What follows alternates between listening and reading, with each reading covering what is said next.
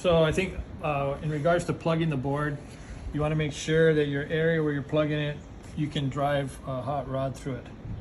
So maybe I'll redo that because that sounds really good. Boards will come in a few different configurations, either a single stringer in the middle, 2 stringers on the sides, or 3 stringers. And there's some other configurations with some different types of components and composites, but that's the basics, is a single stringer or double stringer. Basically what I do is I try to always plug off center.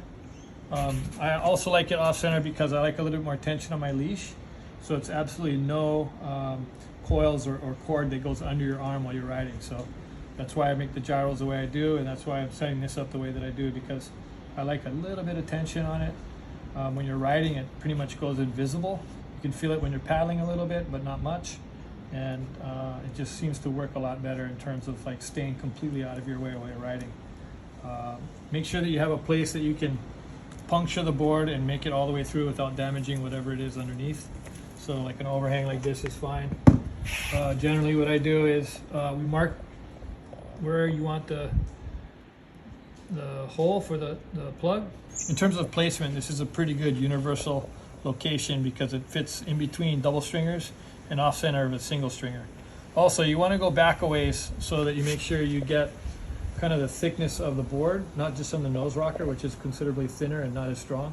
So ideally you go down about 15 centimeters to where it's thick, and you come across and you can set up your point. This is a little bit further forward. I like to put it there for 2 reasons. One is it kind of gets it on the nose rocker, and when you tighten the plug, it gets it flush, so it's like a kind of like a doesn't affect the water flow as much. And then the next reason is cosmetic. I like to kind of miss this logo. Okay, so what I like to do is you heat up. Phillips head screwdriver is great. The diameter of this works pretty good. Use a junk one because sometimes the heat, the high temperature will affect the thermoplastic that it sits in. So just keep it. You want to keep about an inch or 2 in there, and make sure that that gets pretty darn hot. And then you come right over the point that you mark. Small little circles and then straight down. Gravity will kind of feed it, and you'll feel the surlin, and then you're all the way through. And then what I like to do is just a little bit here so that it receives the diameter of the actual plug. There you go. Put the plug cap in while this is still fairly molten. So what I'll do is I'll just push this in while it's hot, and then I'll work on the thickness for the male portion of this plug.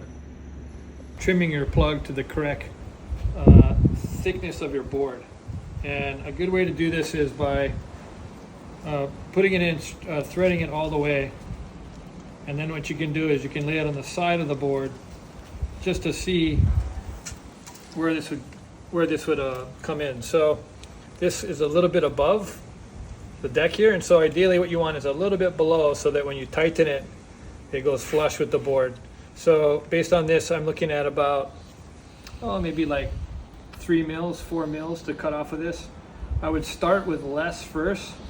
It might be a little bit tricky to cut it, but if you can start with a little bit less first, then you can always cut more if you need to, but you can't add on any once you cut it. So what I do is I just use a Leatherman for this, but a good wire cutter is even better.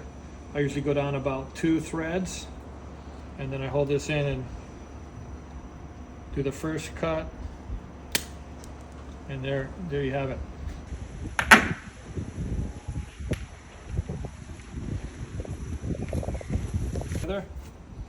Yeah, if you don't have a tool, you can use both palms pressed together. But ideally you have like a coin. These 20-cent Australian coins are pretty cool.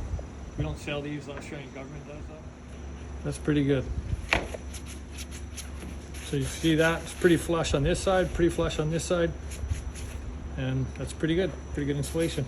The reason why I plug off center is a couple, because it creates a tension to the leash which optimizes its use. It never gets under your arm in any way, or even get in the way of your movement, your hand movements.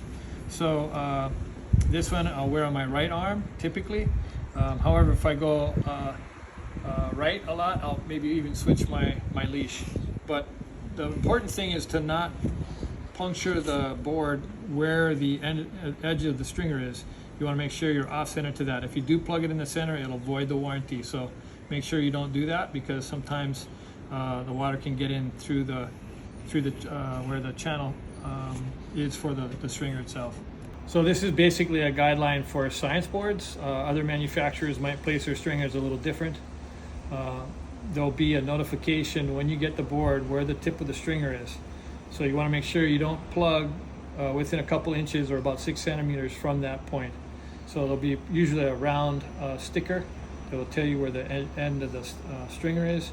So just make sure you're away to either side of it a couple inches or 6 centimeters. And yeah, that's it. Enjoy. Ideally, you disassemble the plug while this is still hot and try to put this plug cap portion.